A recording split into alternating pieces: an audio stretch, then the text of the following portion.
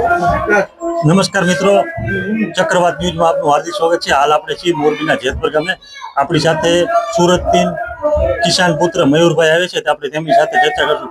મયુરભાઈ, તમે સુરતથી આવ્યા છો, આજે આંદોલનનો 11મો દિવસ છે, શું કહેશો? ખેડૂતને શું સંદેશ આપશો? ખેડૂતને હું એટલું કહેવા માંગુ છું કે આ લડાઈ લાંબી ચાલશે। કેમ હું જોઉં છું 12 મહિના પહેલાની વાત છે, જ્યારે કચ્છમાં ભચાઉથી આ લડાઈ શરૂ થઈ હતી। ખેડૂતના ખેતરમાં બળજબરીથી વીજ થાંભલા નખાતા હતા અને એ જ લાઈન આજે જેતપર પહોંચી છે।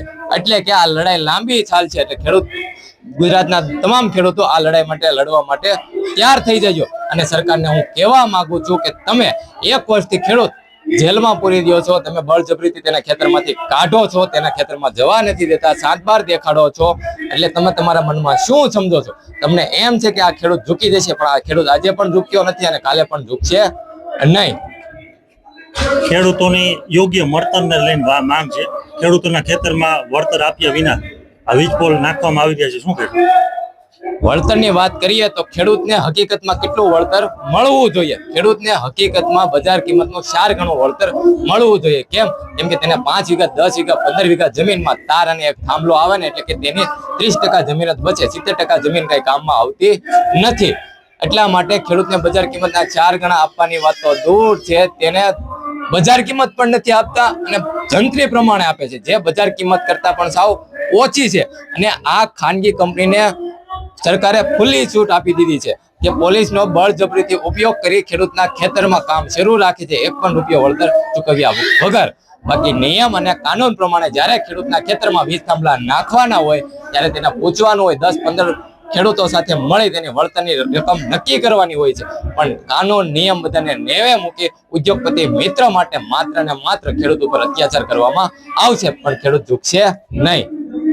આજે મોરબી કલેક્ટર દ્વારા પણ કંઈક એવું નિવેદન આપવામાં આવ્યું કે કદાચ આ આંદોલનનો અંત આવી શકે, અને આ આંદોલન અત્યારે ખાલી મોરબી કે જેતપર પૂરતું નથી, સમગ્ર ગુજરાત આધારિત થઈ ગયું છે, શું કહેશો? જ્યારે શરૂઆતમાં જેતપર ઉપર બેઠા ત્યારે જેતપર આધારિત આ આંદોલન હશે, પણ જેતપરના ખેડૂતોએ મોટું મન રાખી અને ગુજરાતના તમામ ખેડૂતો માટે આ આંદોલન મોટું કરી નાખ્યું। એટલે કે કલેક્ટરને એ બધા ખાલી કહેવાના છે, એ ખુલ્લેઆમ વેચાઈ ગયા છે, કેમ કે અલગ ડિસ્ટ્રિક્ટના અલગ કલેક્ટરનો અલગ હુકમ અને કોઈ નિયમ કે કાનૂન વળતરના છે નહીં।